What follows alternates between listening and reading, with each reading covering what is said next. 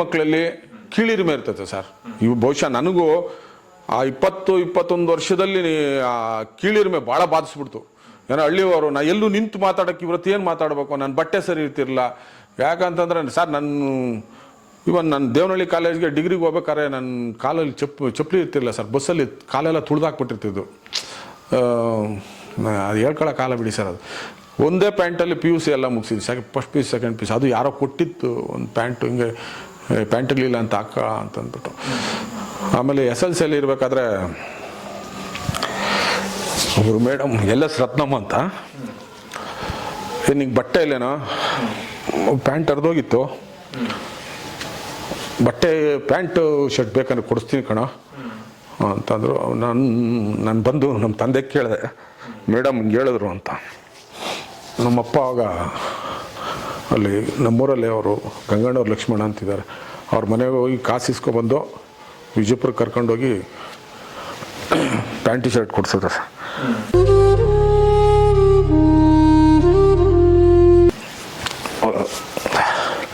ಅಷ್ಟೆಲ್ಲ ಕಷ್ಟಗಳು ಇದು ಸರ್. ಅಂದರೆ ನಮ್ಮ ತಂದೆಗೆ ಏನು ಸ್ವಾಭಿಮಾನ ಅಂದರೆ ಅವ್ರು ಕೊಟ್ಟಿದ್ದು ಇಸ್ಕೊಂಬೋದಿತ್ತು. ನಾವು ರೈತರು ಸ್ವಾಭಿಮಾನ ಬಿಟ್ಟು ಇದು ಮಾಡಬಾರ್ದು ಅನ್ನೋದು ಅವ್ರ ಉದ್ದೇಶ ಇತ್ತು ಸರ್. ಆ ಕಾಲದಲ್ಲಿ ಇವತ್ತಿನ ಥರ ಒಂದು ಬಿಸಿ ಊಟ ಆ ಥರದ್ದೇನಾದ್ರು ಇದ್ದುಬಿಟ್ಟಿದ್ರೆ ಎಷ್ಟೋ ನೆಮ್ಮದಿಯಾಗಿ ಇರ್ತಿದ್ವಿ, ಊಟ ಮಾಡ್ಕೊಂಡು ಅಲ್ಲೇ ಓದ್ತಿದ್ವೇನೋ. ಬಹುಶಃ ಆ ಕಾಲದಲ್ಲಿ ಏನಿಲ್ಲ ಸರ್. ಬೆಳಗ್ಗೆ ಒಂದು 9 ಗಂಟೆಗೆ ಹೋದರೆ ಆಗಿನ ಕಾಲ ಮಕ್ಕಳು ತಿನ್ನಬೇಕು ಅನಿಸ್ತಾ ಇರ್ತದೆ ಸರ್.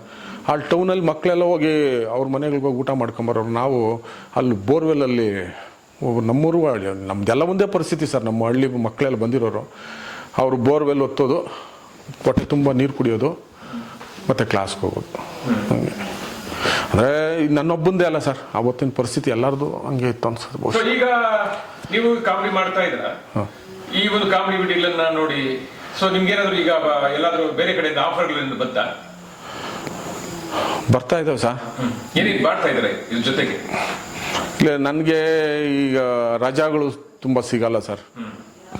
ಆದಷ್ಟು ಏನೋ ಯೂಟ್ಯೂಬ್ ಅದರಲ್ಲಿ ಮಾಡ್ಕೊತಾ ಇದ್ದೀನಿ. ಸಿನಿಮಾಗಳಿಗೆಲ್ಲ ನಾನು ಇನ್ನೂ ಹೋಗೋಕ್ಕಾಗಲಿಲ್ಲ. ರಜಾಗಳು ಅವರು ತುಂಬ ಡೇಟ್ಸ್ ಕೇಳ್ತಾರೆ, ನಮ್ಮ ಸಂಸ್ಥೆಯಲ್ಲೂ ಅನುಮತಿ ತೊಗೊಬೇಕು. ಹಾಗಾಗಿ ಫಿಲಿಮ್ಗಳಿಗೆಲ್ಲ ಏನು ಹೋಗಿಲ್ಲ. ನೋಡೋಣ ಮುಂದೆ ನಮ್ಮ ಸಂಸ್ಥೆ ಅವಕಾಶ ಕೊಟ್ಟರೆ. ನಿಮ್ಮ ಕಲೆನ ನೋಡಿ ಕಲಾವಿದರಾಗಿರ್ಬೋದು, ಫಿಲಿಂ ಇಂಡಸ್ಟ್ರಿ ಆಗಿರ್ಬೋದು, ಬೇರೆ ಬೇರೆ ಸಂಸ್ಥೆಗಳಾಗಿರ್ಬೋದು, ಏನಾದರೂ ನಿಮಗೆ ಕರೆ ಮಾಡಿ ಇಲ್ಲೊಂದು ನೀವು ಒಂದು ಪಾರ್ಟ್ ಮಾಡಿ ಇನ್ನೊಂದು ಆಕ್ಟಿಂಗ್ ಮಾಡಿ ಅಂತ ಅಂದಾಗ ನೀವು ಅದಕ್ಕೆ ಒಂದು ಅವಕಾಶ ಕೊಡ್ತೀರಾ? ಖಂಡಿತ ಮಾಡ್ತೀನಿ ಸರ್. ಯಾಕಂತಂದರೆ ಇಷ್ಟು ವರ್ಷ ಅದಕ್ಕಾಗೆ ತುಡಿತಾ ಇತ್ತು. ಯೂನಿವರ್ಸಿಟಿಲಿ ಓದಬೇಕಾದ್ರೆ ಎಲ್ಲ ಬಿಟ್ಟು ಅಲ್ಲಿದ್ದು ಏನೋ ಮಾಡಬೇಕು ಅನ್ನೋದಿತ್ತು. ಮತ್ತು ಎಲ್ಲೋ ಒಂದು ಕಡೆ ಇಲ್ಲಿ ಅನ್ಸರ್ಟನಿಟಿ ಆಗಲ್ಲ, ನಮಗೆ ಬೆಂಗಳೂರಲ್ಲಿ ಯಾರೂ ಇಲ್ಲ, ಯಾರ ಮನೇಲಿ ಉಳ್ಕೊಬೇಕೋ ಗೊತ್ತಿಲ್ಲ. ಸೀರಿಯಲೆಲ್ಲ ಸಣ್ಣ ಪುಟ್ಟ ಮಾಡಿ ರಾತ್ರಿ 12 ಗಂಟೆಗೆಲ್ಲ ಮನೆಗೆ ಬಂದು ಕಷ್ಟ ಅನ್ನಿಸ್ತಾ ಇತ್ತು. ಹಾಗಾಗಿ ಸುಮ್ಮನೆ ಬಿಡು, ನಮ್ಮ ಜೀವನ ಇದೆ ಅಂತ ಹೇಳ್ಬಿಟ್ಟು ಸುಮ್ಮನೆ ಆಗ್ಬಿಟ್ಟಿದ್ವಿ ಸರ್. ನೀವು ಸೀರಿಯಲ್ ಮಾಡ್ತೀವಿ ಅಂದ್ರಲ್ಲ, ಎಷ್ಟು ಸೀರಿಯಲ್ ಮಾಡಿದ್ರಿ ಇದುವರೆಗೂ? ಸರ್ ಒಂದು 4-5 ಸೀರಿಯಲ್ ಮಾಡಿದ್ವಿ ಸರ್.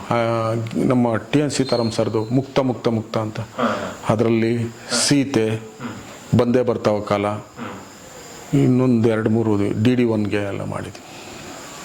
ನಿಮಗೆ ಮಕ್ಕಳು ಎಷ್ಟು ಜನ? ಇಬ್ಬರು ಸರ್. ಏನೇನು ಮಾಡ್ತಾ ಇದ್ದಾರೆ? ಮಗಳು BE ಮಾಡ್ತಿದ್ದಾಳೆ, ಮಗ ಸೆಕೆಂಡ್ PUC. ಸೊ ಈಗ ನಿಮ್ಮ ಜೊತೆಲಿ ಒಬ್ರು ಆಕ್ಟಿಂಗ್ ಮಾಡ್ತಾರಲ್ಲ, ಅವ್ರ ಲೇಡೀಸ್ ಅವ್ರು ಯಾರು?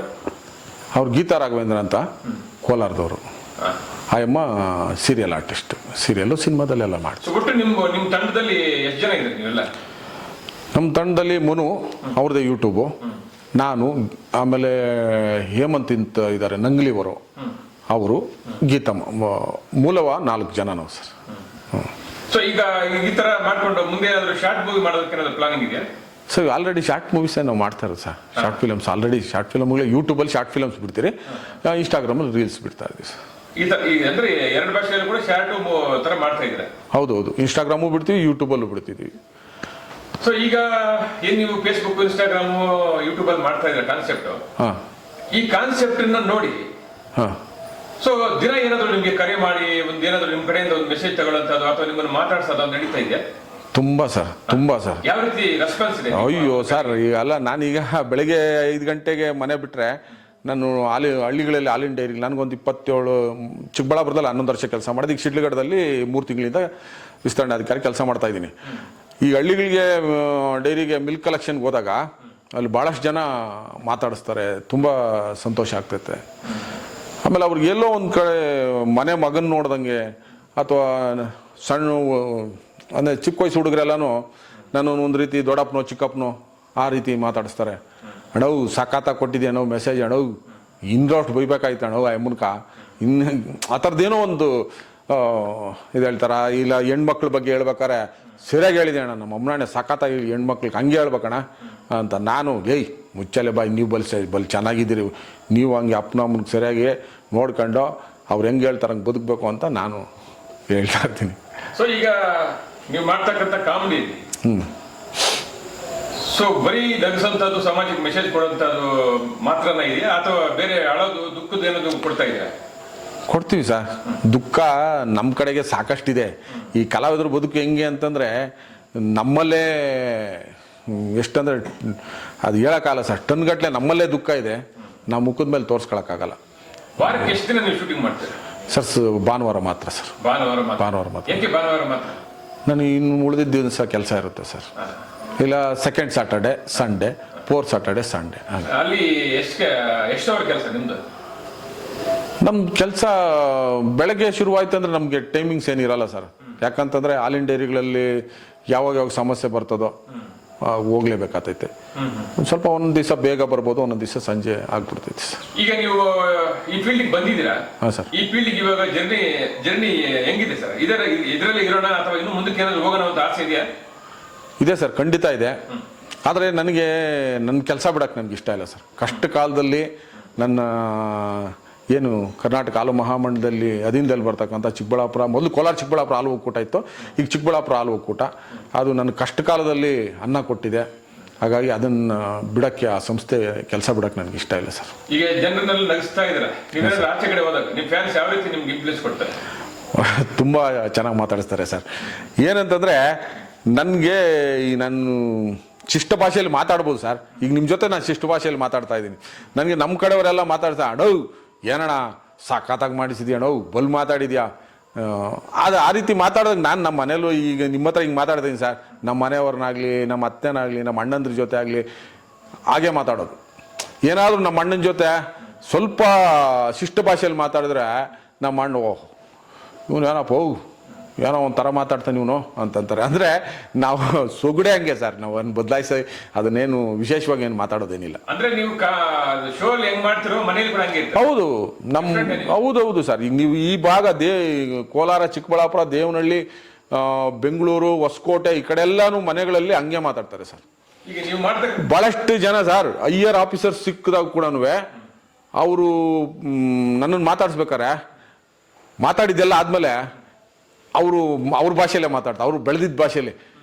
ಮಂಜಣ್ಣ ಚೆನ್ನಾಗಿ ಮಾತಾಡ್ತಿದ್ಯಾ, ನಾವು ಹುಡುಗರೆ ಹಿಂಗೆ ಮಾತಾಡ್ತಿದ್ದು, ಹಂಗೆ ಮಾಡೋ, ಏನಾಗಲ್ಲ, ಯಾರೇನು ಅನ್ಕೊಳಲ್ಲ ಅಂತ ಮಾತಾಡ್ತಾರೆ. ನೀವೆಲ್ಲ ಈ ಥರ ಆಕ್ಟಿಂಗ್ ಮಾಡಿ ಸಮಾಜಕ್ಕೆ ಒಂದು ಮೆಸೇಜ್ ಕೊಡ್ತಾ ಇದ್ದಾರೆ, ಮನೆಯಲ್ಲಿ ನಿಮ್ಗೆ ರೆಸ್ಪಾನ್ಸ್ ಹೆಂಗಿದೆ? ಚೆನ್ನಾಗಿದೆ ಸರ್. ಏನಂತಂದರೆ ಮೊದಲು ಭಾಳ ಕಷ್ಟ ಅನಿಸ್ತಿತ್ತು. ಈ ಸೀರಿಯಲ್ಗೆಲ್ಲ ಹೋದಾಗ ಅಲ್ಲೆಲ್ಲ ಇರಬೇಕಾದ್ರೆ ರಾತ್ರಿ 12-1 ಗಂಟೆ ಆಗ್ತಿತ್ತು. ಅವಾಗ ನಮ್ಮ ಮನೆಯವರು ಇಷ್ಟು ದೂರ ಹೋಗಿ ಎಲ್ಲ ಇದು ಅಂತ. ಬಟ್ ಆದರೆ ಅದೊಂದು ಕಲೆ ಸೆಳೆತ ಸರ್. ಒಂದು ಸಾರಿ ಬಣ್ಣ ಹಾಕ್ಕೊಂಡ್ಮೇಲೆ ಅದು ಸೆಳೆತ ಹೋಗೋದಿಲ್ಲ. ನಾವು ಮಣ್ಣಾಗೋರ್ಗು ಅದು ಇದ್ದೇ ಇರ್ತದೆ ಅಂತ. ಎಲ್ಲರಿಗೂ ನಮಸ್ಕಾರ. ನಮ್ಮ ಐಡಿಯಾ ನ್ಯೂಸ್ ಚಾನಲ್ ಸಾಮಾಜಿಕ ಕಳಕಳಿ ಇರ್ತಕ್ಕಂಥ ನ್ಯೂಸ್ ಚಾನಲು. ಹಾಗಾಗಿ ದಯವಿಟ್ಟು ಈ ನ್ಯೂಸ್ ಚಾನಲನ್ನು ಎಲ್ಲರೂ ಸಬ್ಸ್ಕ್ರೈಬ್ ಮಾಡ್ಕೊಳ್ಳಿ ಪ್ಲೀಸ್. ನಮಸ್ತೆ ಎಲ್ಲ ನನ್ನ ಪ್ರೀತಿಯ ಕನ್ನಡಾಭಿಮಾನಿಗಳಿಗೆ, ಕಲಾಭಿಮಾನಿಗಳಿಗೆ ನಿಮ್ಮ ಪ್ರೀತಿಯ ಶಿವಾರ ಉಮೇಶ್ ಮಾಡೋ ನಮಸ್ಕಾರಗಳು. ಕೋಲಾರದ ಸಮಸ್ತ ಬಂಧುಗಳು, ಕರ್ನಾಟಕದ ಎಲ್ಲ ಕಲಾಭಿಮಾನಿಗಳು, ಕನ್ನಡಾಭಿಮಾನಿಗಳು ಈ ಐಡಿಯಾ ನ್ಯೂಸ್ ಚಾನಲ್ನ ಸಬ್ಸ್ಕ್ರೈಬ್ ಮಾಡ್ಕೊಳ್ಳಿ, ಬೆಂಬಲಿಸಿ, ಆಶೀರ್ವದಿಸಿ, ಆನಂದಿಸಿ, ವಿವೇಚಿಸಿ, ವಿಚಾರಿಸಿ. ಐಡಿಯಾ ನ್ಯೂಸ್ ಚಾನಲ್ಗೆ ತಾವೆಲ್ಲರೂ ಕೂಡ ಚಂದರ್ರಾಜ್. ಧನ್ಯವಾದಗಳು. ವೀಕ್ಷಕರೇ, ಇಂತಹ ವಿಡಿಯೋಗಳು ನೋಡಬೇಕಾದ್ರೆ ಐಡಿಯಾ ನ್ಯೂಸ್ ಅನ್ನು ಸಬ್ಸ್ಕ್ರೈಬ್ ಮಾಡಿ, ಶೇರ್ ಮಾಡಿ, ಲೈಕ್ ಮಾಡಿ.